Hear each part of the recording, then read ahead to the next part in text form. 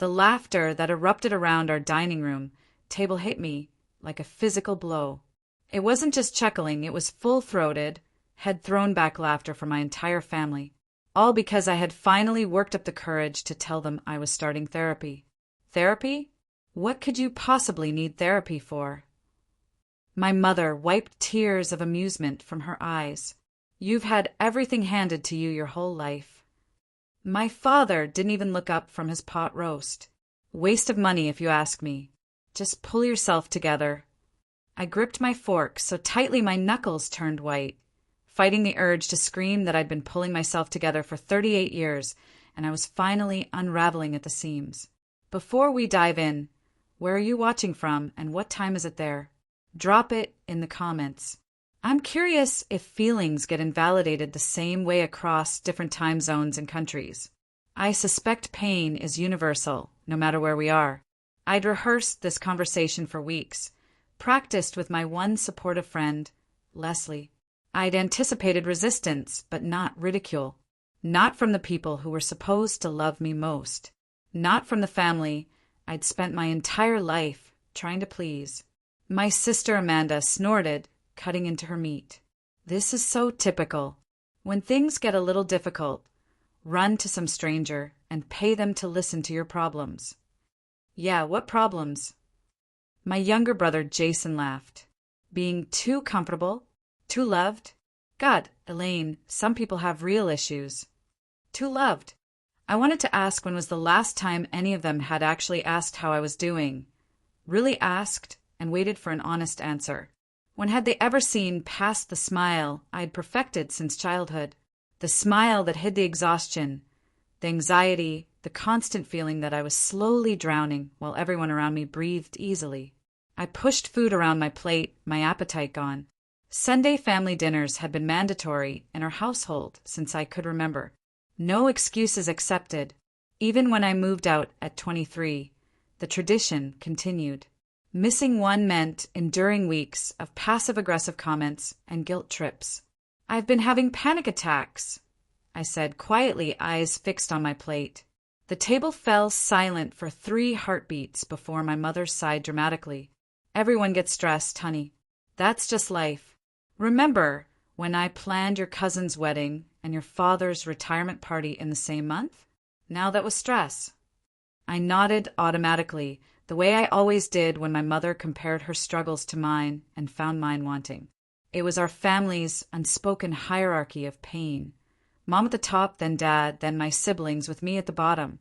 My problems were never real problems, my pain never significant enough to warrant attention. I found a therapist who specializes in anxiety and family dynamics. I continued, determined to push through. I've already had 2 sessions. My father's fork clattered against his plate. You've already gone? Behind our backs. The accusation in his voice made my chest tighten. At 38 years old, with my own career, my own home, my own life, I still felt like a child being scolded for breaking a rule. It's not behind anyone's back, Dad. It's my personal healthcare decision. Well, don't come crying to us when they fill your head with nonsense about how we're to blame for all your problems, my mother sniffed. These therapists, they always want to point fingers at the parents. That's not what therapy is, I tried to explain, but Amanda cut me off. Remember when Cousin Becky went to therapy? Came back saying her mother was a narcissist and went no contact. Is that what you're planning, Elaine? To decide we're all toxic and cut us off? The thought had never crossed my mind before that moment. But as soon as she said it, I felt something shift inside me. Not a plan, but a possibility. A door cracking open. No, I said. I just want to feel better. You'd feel better if you got out more, my mother declared. Met someone nice. Started a family of your own instead of focusing so much on yourself all the time. I'd heard this refrain so many times it had its own melody in my head. The implication always clear. My worth as a woman was tied to my relationship status, my ability to produce grandchildren, my willingness to follow the same path my mother had. I've been seeing someone for a few months, I admitted, then immediately regretted it when I saw their expressions brighten. I'd thrown them a bone, given them something else to focus on besides the therapy bombshell. Why didn't you say so? My mother was instantly animated, her disapproval temporarily forgotten. Who is he? What does he do? When can we meet him? His name is Mark. He's an architect. And not yet, we're taking things slow. An architect. Well, that's something. Is he with a good firm? Does he design houses or commercial properties? The interrogation continued, and I answered mechanically, relieved by the change of subject, but also aware that I'd just done what I always did, diverted attention from my needs to keep the peace. Dr. Chun, my therapist, had a term for this: conflict avoidance through self-erasure. After dinner, as I helped my mother clear the table, another non-negotiable tradition, she bumped my hip with hers, a rare gesture of affection. Don't mention this therapy business to your aunt when she visits next weekend, she said, her voice low. You know how she gossips. We don't need everyone thinking there's something wrong with you. And there it was. The shame. The family secret. Don't let people know you're struggling, because it reflects poorly on us all. Keep the mask in place. Maintain the illusion of perfectness our family had cultivated for generations. I'm not keeping it a secret, I said, surprising myself with the firmness in my voice. There's nothing wrong with getting help. My mother's face hardened. There's plenty wrong with airing dirty laundry. Your grandmother lived through the Depression and never needed a therapist. Your father lost his brother and moved forward without paying someone to hold his hand. I wanted to point out that my grandfather drank himself to sleep every night until his liver failed, and my father hadn't spoken about his brother once in the 30 years since his death. But I swallowed the words. Some battles weren't worth fighting. Not yet. When I drove home that night, my hands shook on the steering wheel. The laughter still echoed in my ears. Not just from tonight, but from a lifetime of having my feelings dismissed, my boundaries crossed, my needs treated as inconvenient or invalid. I remembered being 8 years old, crying because a friend had betrayed a secret, and my mother telling me to toughen up. At 12, earning second place in a writing competition, and my father asking why not first. At 16, having a panic attack before a piano recital and being told to just breathe and get over it. At 25, breaking up with my first serious boyfriend and hearing, "What did you do to drive him away?" Small moments, countless moments, where the message was always the same. Your feelings are an overreaction. Your pain is an inconvenience. Your struggles are a weakness. I pulled into my driveway and sat in the dark car for several minutes, breathing deeply the way Dr. Chin had taught me. In through the nose for 4 counts, hold for 7, out through the mouth for 8. Again and again until the tightness in my chest eased. My phone buzzed with a text from my mother. Think about what we discussed. Therapy is expensive and unnecessary. Let's talk about finding you a personal trainer instead. Physical exercise does wonders for mood. I didn't respond. Another first. Inside my small but immaculate townhouse, keeping everything perfect was a habit I couldn't break. I made a cup of tea and curled up on my sofa. My cat, Gatsby, immediately claimed my lap, his purrs a soothing vibration against my still jangled nerves. "At least you don't judge me," I whispered, stroking his sleek black fur. I thought about Mark, wondering what he was doing tonight. We'd met at a bookstore 3 months ago, reaching for the same novel. Unlike the aggressive, take-charge men my mother always pushed me toward, Mark was quiet, thoughtful, respectful of boundaries. He'd never once made me feel like my thoughts or feelings were too much. I hadn't told him about starting therapy, not because I was ashamed, but because it felt private, something I was doing just for me. For once, I wasn't seeking anyone's approval or permission. My phone buzzed again. A text from Leslie. How did it go? Disaster scale of 1 to 10. I typed back 11. Full family laughter. Her response came quickly. Fucking hell.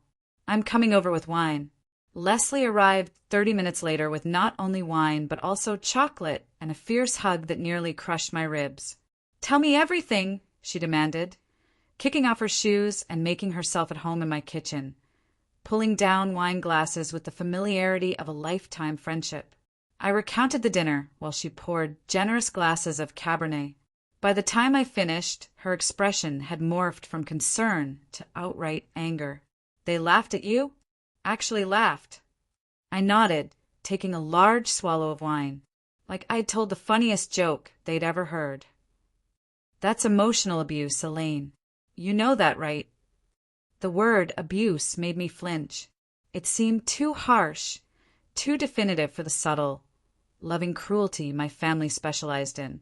The criticism always wrapped in concern, the dismissal disguised as perspective, the control masked as tradition.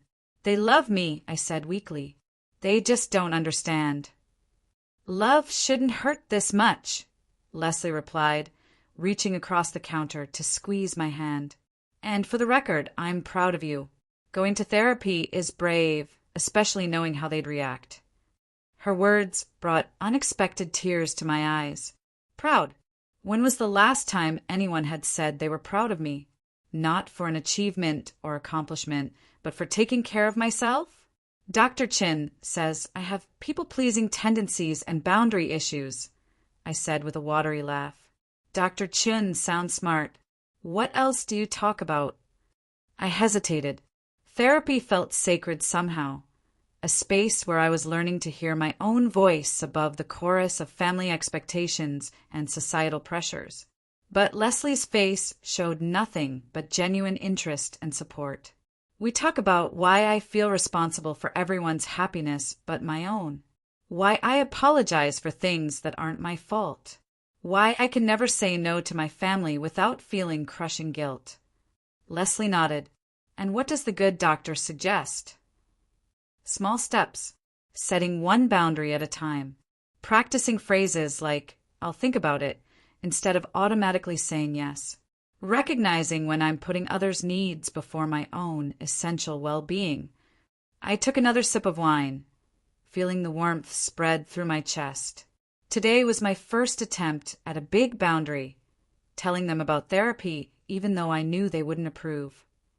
"And how does it feel, now that it's done?" I considered the question carefully, despite the ridicule, despite the attempts to shame me, despite the immediate shift to talk about Mark instead. "Freeing," I said finally. "Terrifying, but freeing." "That's my girl," Leslie grinned, raising her glass in a toast. "To freedom, and to telling family members to fuck right off when necessary." I laughed and clinked my glass against hers. "I'm not quite there yet." "You will be," she said with such certainty that I almost believed her. Later that night, after Leslie had gone home and I was getting ready for bed, my phone rang. My sister Amanda's name flashed on the screen. I almost didn't answer, still raw from dinner, but old habits die hard. "Hello." "Hey." Her voice sounded different, softer, without the sharp edge it had held at dinner. I wanted to check on you." I sat on the edge of my bed, surprised. "I'm okay." "Good. That's good." A pause. "Look, about tonight. The therapy thing." My chest tightened, bracing for another attack. "I shouldn't have laughed," she said, the words coming out in a rush. "That was shitty of me. Of all of us." "Yes, it was," I agreed, too tired to soften the truth. Another pause, longer this time. "How is it? The therapy?" The genuine curiosity in her voice caught me off guard. "It's hard," I admitted, "but good. It's helping me understand some patterns in my life." "Like what?" No defensiveness, just a question. Like why I never feel good enough. Why I'm always trying to fix everyone else's problems but can't ask for help with my own. The silence on the other end stretched so long I thought she might have hung up. Then, so quietly I almost missed it. I think about therapy sometimes, too. My sister, confident, successful, seemingly perfect Amanda, thinking about therapy? The sister who always seemed to effortlessly earn our parents' approval, who never appeared to struggle with the family dynamics that left me feeling constantly inadequate. You should try it, I said gently. It's not just for when you're falling apart. It's for understanding yourself better. Maybe. Her voice regained some of its usual briskness. Anyway, I just wanted to say, I'm sorry we laughed. That wasn't cool. Thank you. After we hung up, I sat in the quiet of my bedroom, turning the conversation over in my mind. It wasn't a dramatic reconciliation or a complete understanding, but it was something. A tiny crack in the facade. A small glimpse of authenticity in a family that prized appearance over emotional honesty. As I climbed into bed, I realized I felt different. The familiar weight of family judgment was still there, but alongside it was something new, a tentative sense of my own worth separate from their approval, a fragile belief that maybe, just maybe, I deserved to heal regardless of whether they understood why I was hurting. My phone buzzed one last time for the night. A text from Mark. Hope family dinner wasn't too brutal. Sweet dreams. I smiled in the darkness. Someone who saw me. Someone who knew that family gatherings left bruises no one could see. Still standing, I texted back. Barely. But I did something brave today. His response came immediately. Tell me tomorrow? Proud of you regardless. There it was again. Proud. For the second time that day, someone was proud of me just for taking care of myself. As I drifted toward sleep, I wondered what other small braveries might be possible, what other boundaries I might draw, what it would feel like to live my life for me instead of for my family's approval. I didn't know yet that in 6 months, I would miss a Sunday dinner for the first time in my adult life, that in 8 months, I would move to a new city for a job opportunity without seeking my parents' blessing first. That in a year the word no would start to feel natural on my tongue. I didn't know that the path to healing wouldn't be linear, that there would be backsliding and guilt and tearful late-night phone calls. I didn't know that the laughter around that dinner table was the beginning of the end of my life as I'd known it. But something in me was shifting, like tectonic plates beneath the surface, imperceptible but powerful. Something was breaking free. 6 weeks after the disastrous dinner, I sat across from Dr. Chun in her softly lit office, clenching and unclenching my hands. I don't think I can do it, I said, my voice barely above a whisper. What exactly feels impossible right now? She asked, her tone neither encouraging nor discouraging, simply curious. Missing Sunday dinner. The words themselves felt blasphemous. Mark has tickets to a concert. He's been planning it for months, before we even met. It's his favorite band, and he wants me to go with him. Dr. Chin nodded. And what happens inside you when you think about choosing the concert over family dinner? I closed my eyes, focusing on the physical sensations like she'd taught me. Chest tight, heart racing, stomach in knots, like I'm 8 years old again and I've broken something valuable. What's the fear? That they'll be angry, disappointed, that they'll talk about me after I leave, how selfish I am, how I've changed, how therapy is ruining me. And what's the hope? What's on the other side of this fear? I hadn't thought about it that way before. Hope seemed too strong a word for the tentative desire blooming inside me. Freedom, I finally said, the sense that I can make choices for myself without this crushing guilt. That I can be with someone who makes me happy without seeking their approval first. Tell me about Mark, Dr. Chin prompted. You've mentioned him a few times, but not in detail. A small smile tugged at my lips despite my anxiety. He's kind, patient. He listens, really listens, not just waiting for his turn to speak. He notices things like when I'm tired or stressed, even when I try to hide it. How does he respond when you set boundaries? I thought about the previous weekend, when I'd told Mark I needed a night alone to recharge. How he'd simply nodded and said, "Of course. Text me tomorrow if you feel like it." No guilt trip, no passive-aggressive comments, no subtle pressure to change my mind. He respects them, I said, the realization still surprising me after years of having my boundaries ignored or belittled. He doesn't make me justify my needs or feelings. Dr. Chin let that sink in before asking her next question. How do you feel when you're with him, compared to how you feel with your family? With my family, I'm constantly vigilant, monitoring my facial expressions, filtering my words, anticipating their reactions, adjusting myself accordingly. With Mark, I can exhale, be still, be present. And which version of yourself feels more authentic to you? The question landed like a stone in still water, sending ripples of recognition through me. For almost 4 decades, I believed the person I was with my family was the real me, the responsible daughter, the peacekeeper, the one who sacrificed her own needs to maintain harmony. But what if that wasn't authenticity but adaptation? What if the woman who could exhale, who could speak her mind, who could set boundaries without apologizing, what if she was the real Elaine? I'm going to the concert, I said firmly. Dr. Chun smiled, the first real expression she'd shown during our session.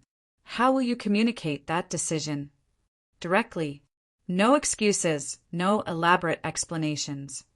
I'd been working on this, stating decisions without feeling compelled to justify them. I'll tell my mother I have plans and won't be at dinner this Sunday. And when she pushes back, she will, I agreed with a rueful laugh. She'll say it's disrespectful, that family comes first, that I'm changing and not for the better. And what will you say?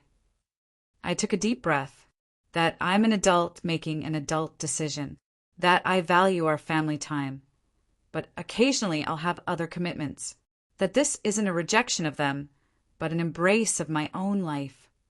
It won't be easy, Dr. Chin cautioned. No, I agreed, but maybe it doesn't have to be this hard either. I made the call that night, sitting on my balcony with Gatsby purring in my lap, an anchor of comfort as I dialed my mother's number. Her reaction was everything I'd predicted and worse. This is that man's influence, isn't it? She demanded after I delivered my carefully rehearsed message. He's pulling you away from your family. No, Mom. This is my decision. Well, it's a poor one. Your father will be very disappointed. We haven't missed a Sunday dinner in. I know how long it's been, I interrupted gently. This isn't about rejecting our traditions. It's just one Sunday. First one Sunday, then 2, then you'll stop coming altogether. I know how these things go. The accusation stung, but I recognized it for what it was. Fear disguised as anger, loss masked as disappointment. I'll be there the following Sunday, I promised. If you still care about this family by then, she sniffed. Once, those words would have sent me into a spiral of guilt and anxiety, making me reconsider my plans despite the cost to my own happiness. But now I recognize the manipulation behind them. I love you, Mom. I'll call you next week. I hung up before she could respond, my hand shaking, but my resolve intact. The aftermath was immediate. My siblings called one after another, Amanda first, then Jason, both relaying how upset our mother was, how disappointed our father, how I was fracturing the family over a concert of all things. It's not about the concert, I tried to explain to Amanda.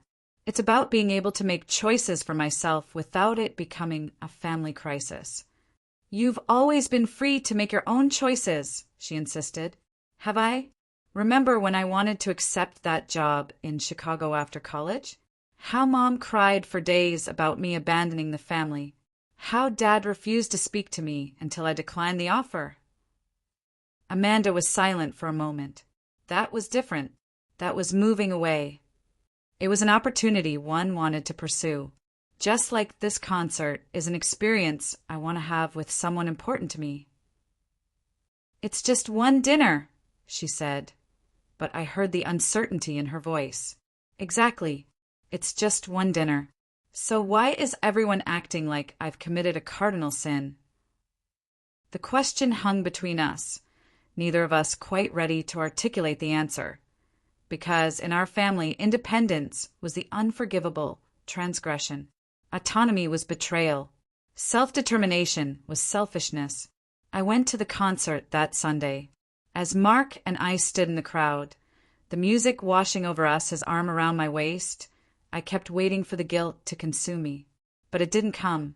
Instead, I felt present, alive, connected, not just to Mark but to myself. To the woman who could make choices based on her own desires rather than others' expectations. I checked my phone afterward, bracing for a barrage of texts from my family. There were several.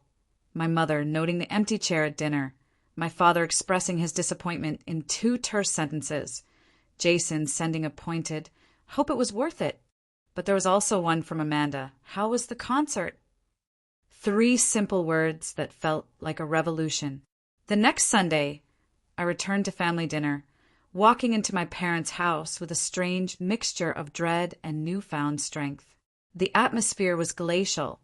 My mother's hug stiff, my father's greeting minimal, Jason's conversation pointedly directed to everyone but me. Only Amanda met my eyes directly, offering a small smile as I took my seat. "Glad you could fit us into your schedule this week," my mother said, setting down a platter with more force than necessary. I bit back the automatic apology that rose to my lips. "Me too. I've been looking forward to it." "I'm sure you have," she replied, her tone making it clear she didn't believe me. "After gallivanting around to concerts while your family ate dinner without you." Mark had warned me this would happen. "They'll punish you," he'd said the night before. "Not because you did anything wrong, but because you challenged the status quo." People who are used to controlling others hate nothing more than losing that control. "And how was your week?" I asked, deliberately changing the subject. My father grunted, "Fine," until my daughter decided family obligations were optional. I took a deep breath, reminding myself that their reactions were about them, not me. That their disapproval, while painful, wouldn't kill me. That I was building a life based on my own values, not their expectations. "I missed you all last week," I said honestly. "But the concert was wonderful. Mark and I had a great time." "Well, isn't that nice?" my mother said, her voice dripping with sarcasm. "I hope he appreciates how much you sacrificed for him." "It wasn't a sacrifice, Mom. It was a choice, one I was happy to make." The conversation stuttered and stalled throughout dinner, the weight of unspoken resentments making each bite difficult to swallow. Only Amanda made any real effort, asking about my work, my cat, anything that wasn't the concert or my absence the previous week. After dinner, while helping with dishes, some habits remained. Amanda bumped her shoulder against mine. "It gets easier," she said quietly. I looked at her, surprised. "What does?" "Standing up to them, setting boundaries." She glanced toward the dining room, lowering her voice further. "I've been seeing a therapist too, for about 3 months now." The dish I was drying nearly slipped from my hands. "You have?" She nodded, a slight flush on her cheeks. "After our phone call that night, when you said therapy wasn't just for when you're falling apart, it got me thinking." "And?" I prompted when she didn't continue. "And it turns out I've been falling apart in slow motion for years, just in more socially acceptable ways than panic attacks." I wanted to hug her, to tell her how proud I was, but I sensed she wasn't ready for that kind of acknowledgement. Instead, I asked, "Does anyone else know?" She shook her head. "Just you. And knowing how they reacted to you, I'm not planning to tell them anytime soon." I understood completely. Over the next few months, a curious shift occurred in our family dynamic. My occasional absences from Sunday dinner, sometimes for concerts, sometimes for weekend trips with Mark, sometimes simply because I needed a quiet evening alone, were still met with disappointment and passive-aggressive comments, but the intensity diminished. It was as if they were gradually accepting, if not embracing, this new reality where my presence wasn't guaranteed. Amanda and I grew closer, bonding over a shared secret of therapy and the insights we were gaining about our family patterns. We started meeting for coffee every Wednesday, a tradition that felt more nurturing than the obligatory Sunday dinners ever had.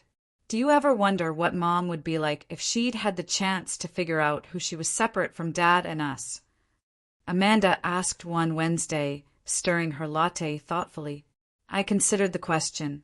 Our mother had married at 20, had me at 22, devoted herself entirely to raising children and supporting our father's career. Her own dreams, once she'd mentioned wanting to study art history, had been set aside so completely that she now spoke of them as childish fantasies. I think she'd be happier, I said finally, less resentful, less controlling. But she'd never admit that. No, I agreed. She's too invested in the narrative that sacrifice is the ultimate expression of love, and that suffering is a badge of honor. We both sipped our coffees, contemplating the inheritance we'd received, not just DNA or family traditions, but patterns of thought, beliefs about relationships, definitions of love that we were now working to re-examine. Mark asked me to move in with him, I said after a long silence. Amanda's eyebrows shot up. Seriously? That's a big step. I know. 6 months ago, I would have said no immediately. Not because I didn't want to, but because I knew Mom and Dad would disapprove, would say it was morally wrong, hasty, foolish. And now, I smiled, feeling the lightness that came with making decisions from desire rather than fear. Now I'm thinking about what I want, about whether I'm ready for that step. And are you? I think so, I admitted. His place is closer to my office. We already spend most nights together. And when I'm with him, I feel like yourself. Yes. The simple truth of it nearly brought tears to my eyes. Exactly that. Mom's going to lose her mind, Amanda said, but she was smiling. Probably. But that's her reaction to manage, not mine. The words came out more confidently than I felt. But I was learning that courage wasn't the absence of fear. It was feeling the fear and taking action anyway. I told my parents about my decision to move in with Mark 2 Sundays later, choosing a moment after dinner when the initial tension of my recent absences had dissipated. My mother's face crumpled like I'd slapped her, living in sin. I never thought a daughter of mine would show such disrespect for herself, for us, for proper values. My father stood up from the table. If that's your decision, I don't want to hear another word about it. He walked out of the room, his back rigid with disapproval. You've changed, my mother accused, tears welling in her eyes. Ever since you started that therapy, you've become someone I don't recognize. The words were meant to wound, to make me question myself, to pull me back into line. 6 months ago, they would have succeeded. I would have apologized, backtracked, promised to reconsider. Instead, I reached across the table and took her hand. I have changed, Mom. I'm becoming the person I was always meant to be. Someone who can make decisions about her own life without crippling guilt or fear. Someone who can love you while also loving herself. This isn't love, she said, pulling her hand away. This is selfishness. No, I said gently but firmly. This is growth, and I hope someday you can be happy for me. I left soon after, the weight of their disappointment following me to my car, but it felt different now, a burden I could acknowledge without being crushed by it, a pain I could feel without allowing it to dictate my choices. Mark was waiting at my townhouse, having given me space to handle the family dinner alone. When I walked in, his face immediately registered my emotional state. That bad? He asked, opening his arms. I stepped into his embrace, feeling the steadiness of him, the safety, about what I expected. Dad walked out. Mom cried and called me selfish. He stroked my hair. I'm sorry, Elaine. I'm not, I said, surprising myself with the truth of it. I mean, I'm sorry they're hurt. I'm sorry they can't be happy for me. But I'm not sorry for my decision. He pulled back slightly to look at me, his expression a mixture of pride and concern. Are you sure about this? Moving in together is a big step, and if the timing isn't right because of everything with your family, The timing will never be right for them, I interrupted. There will always be some reason why my independence is inconvenient or threatening to them. I can't live my life waiting for their permission to grow. A slow smile spread across his face. Have I told you lately how amazing you are? I laughed, the sound dissolving some of the tension I'd carried home from my parents' house. Not in the last 24 hours. A serious oversight on my part. He kissed me softly. You're extraordinary, Elaine. The way you're reclaiming your life, despite how hard they're fighting to keep you in your assigned role. It's incredible to witness. His words washed over me like a healing balm. After a lifetime of being told I wasn't enough, not strong enough, not successful enough, not giving enough, here was someone who saw my growth as worthy of celebration rather than punishment. I moved in with Mark the following month. Amanda helped me pack, continuing our quiet rebellion against family expectations.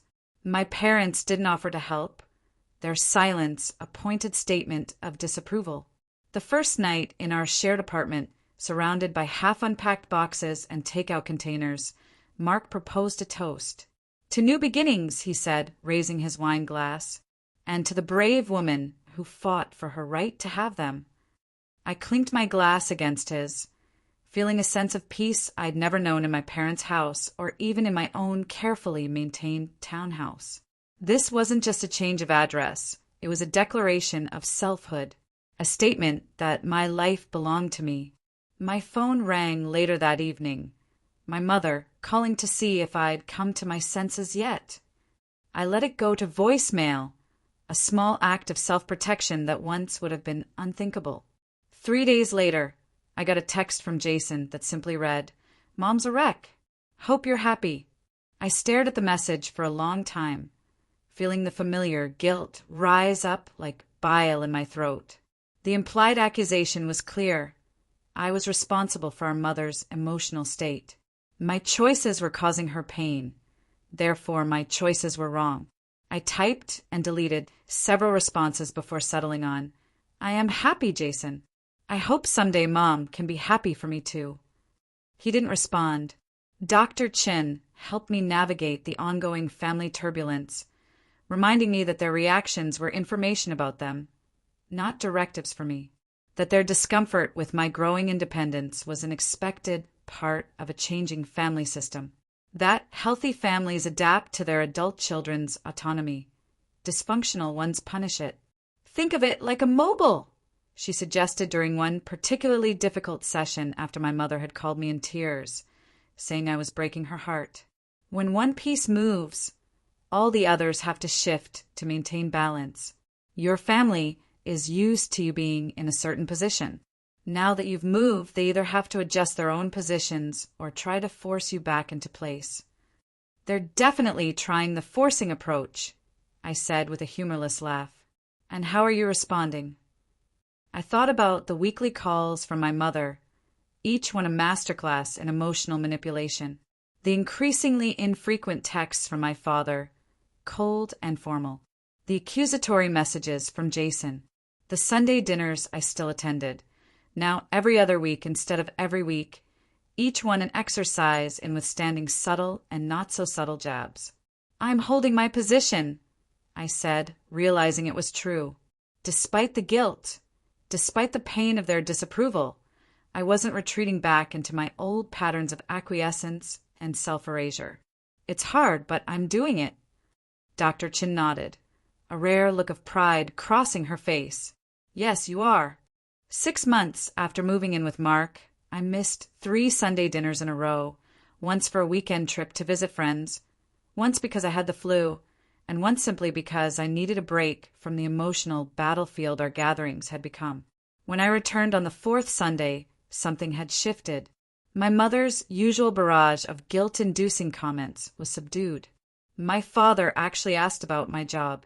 Jason made eye contact over the roast chicken. "We're thinking of trying therapy," Amanda told me later, as we washed dishes side by side. Mom and Dad. I nearly dropped the plate I was drying. "Seriously?" She nodded, a small smile playing at her lips. Mom found my therapist's card in my purse last week. She was upset at first, but then, I don't know, something changed. She asked me if it was helping. What did you say? The truth, that it's helping me understand myself better, that it's making me a better partner to Eric, a better colleague at work, that it's teaching me how to love people without losing myself in the process. I leaned against the counter, processing this information, and she actually listened. She did, and then she asked if I thought it might help her and Dad communicate better. Amanda shook her head in wonder. I nearly passed out from shock. Do you think they'll really go? She shrugged. I'm not getting my hopes up, but the fact that she's even considering it is a miracle, I finished. When I left that night, my mother hugged me. A real hug, not the stiff, performative embrace I'd grown accustomed to since moving in with Mark. We've missed you, she said, and for once, there was no accusation in her voice, just a simple truth. I've missed you too, Mom. She held onto my arms, studying my face. You look good. Happy. I am happy, I confirmed, waiting for the inevitable, but that would qualify her observation, turn it into a criticism. It didn't come. Instead, she nodded slowly. Good. That's good. It wasn't an apology or a full acceptance of my choices, but it was an acknowledgement, however small, that my happiness mattered. That perhaps my journey wasn't a rejection of everything she'd taught me, but rather the natural evolution of a woman coming into her own strength. As I drove home to the apartment I shared with Mark, I thought about the long road that had brought me here, the courage it had taken to walk into Dr. Chen's office that first day, the fear I'd felt admitting to my family that I needed help, the laughter that had cut me to the quick. And I realized something profound. I didn't need their permission to heal. I never had. Just as I didn't need their permission to love, to grow, to build a life that aligned with my values rather than their expectations. The healing was mine. The life was mine. The choices were mine. And for the first time in 39 years, that knowledge felt not like a burden or a rejection of my family, but like the most natural thing in the world. The birthright of every human being, the freedom to become. When I stepped through our apartment door, Mark was on the couch reading, Gatsby curled in his lap. Home. Not because of the address or the furniture or the walls around us, but because here I could exhale. Here I could be still. Here I could be me. How was it? Mark asked, setting his book aside. I smiled, feeling the lightness of truth in my chest. Different. Better maybe. A beginning, at least. He patted the space beside him, and I curled into his side, breathing in the familiar scent of him. Not the ending of my story, but perhaps the start of a new chapter, one where I wrote the pages with my own hand, shaped the narrative with my own voice, lived the life that was always meant to be mine.